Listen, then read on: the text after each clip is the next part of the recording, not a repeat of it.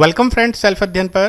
पिछली वीडियोस में हमने वाउचर एंट्री में पेमेंट एंट्री को करना सीखा था। पेमेंट में आप किसी भी तरीके के एक्सपेंसेस का पेमेंट, कोई भी आप परचेज करते हैं उसका पेमेंट, या आपने किसी पार्टी को पेमेंट किया है, वो सारी ट्रांजैक्शंस आप पेमेंट में डाल सकते हैं। और हमने जब टाइप ऑफ अकाउंट्स के बारे में पढ़ा था तो वहाँ हमने अच्छे से क्लियर करा था कि किस एंट्रीज को हम पेमेंट में पास कराएंगे। आज की क्लास में हम डिस्कस करने वाले हैं कॉन्ट्रा वाउचर के बारे में। F4 की अगर हम प्रेस करते हैं तो यहाँ पर हमें कॉन्ट्रा वाउचर दिखाई देंगे। और जैसा कि मैंने पिछली कंपनी को ही यूज़ में लिया है और मैंने पिछले वीडियोस में बैंक का लेजर बनाया था जिसमें मेरा बैलेंस भी बचा था। अगर आप एंटर करें तो करंट बैलेंस आपको यहाँ पर शो हो जाएगा। आपको डेट के अकॉर्डिंग एंट्रीज करनी है। जैसे मैं अगर यहाँ पर 1 जून को एंट्री करता हूँ तो 1 जून को मेरी एंट्रीज पोस्ट होगी। मैं 1 जून को बैंक में कुछ कैश डिपॉजिट कर रहा हूँ और कैश मैं यहाँ से 10,000 रुपये का डिपॉजिट करवा रहा हूँ। आप देखें करंट बैलेंस जो हमारा शो हो रहा है कैश का, वो 10,000 रुपये क्रेडिट साइड में। इसका मतलब कैश का बैलेंस हमारे पास नहीं था, फिर भी मैं एंट्रीज पोस्ट कर रहा हूँ तो ये नेगेटिव कैश हमें शो कर रहा है। ये बिल्कुल गलत है।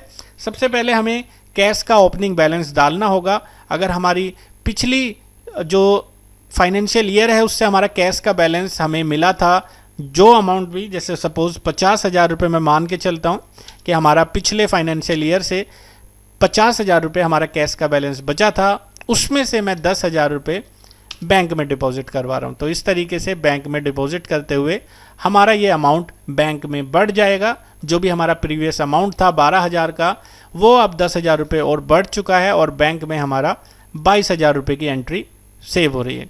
अब जो मैंने कैश डिपॉजिट कराया है उसमें डिनोमिनेशंस किस किस तरीके से, थाउजेंड्स के हमारे कितने नोट्स यहाँ पर हमने डिपॉजिट कराए हैं, 500 के हमारे कितने नोट्स थे, वो सारी डिनोमिनेशंस आप डाल देंगे। और आपके बैंक का नाम, सपोज आपके बैंक का नाम है ICICI बैंक जिसमें आपने वो अमाउंट डिपॉजिट कराया है, तो ये सारी एंट्रीज का रिकॉर्ड्स आपका कॉन्ट्रा वाउचर में रहेगा। तो ये सारी एंट्रीज हमने डाल दी हैं।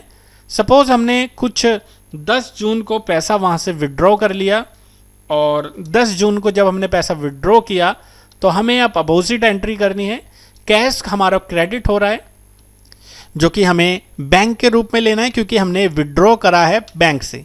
बैंक में हमारे 22,000 रुपये अवेलेबल थे जिसमें से हमने 2,000 रुपये का विड्रॉ कर लिया।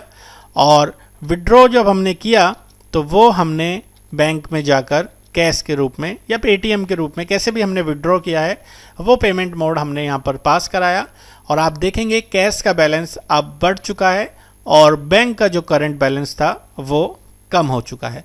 तो कॉन्ट्रा वाउचर में फर्म की जो ट्रांजैक्शंस होती है, अगर फर्म अपने ही बैंक से दूसरे बैंक में ट्रांसफ़र कर रहा है या अपने ही बैंक से कैश विड्रॉ कर रहा है या अपना कैश बैंक में डिपॉजिट कर रहा है, इस तरीके की एंट्रीज को हम कॉन्ट्रा वाउचर में पास कराते हैं।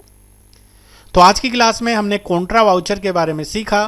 अगले वाउचर में हम डिस्कस करेंगे रिसिप्ट वाउचर के बारे में, जिसमें हम अगर पार्टी से पैसा रिसीव करते हैं, कोई हमने प्रोडक्ट बेचा है और वहाँ से हमें कैश या बैंक में पैसा रिसीव हो रहा है, चेक के रूप में अगर रिसीव हो रहा है तो बैंक में डिपॉजिट होगा, या NEFT या UPI पेमेंट हो रहा है तो भी बैंक अकाउंट में हमारा वो अमाउंट डिपॉजिट होगा। या हमने कोई इनकम रिसीव की है तो उस तरीके की एंट्रीज भी हमारी F6 रिसीव्ड वाउचर में पास होगी। तो अगले वाउचर में हम ये सभी चीज़ें डिस्कस करने वाले हैं।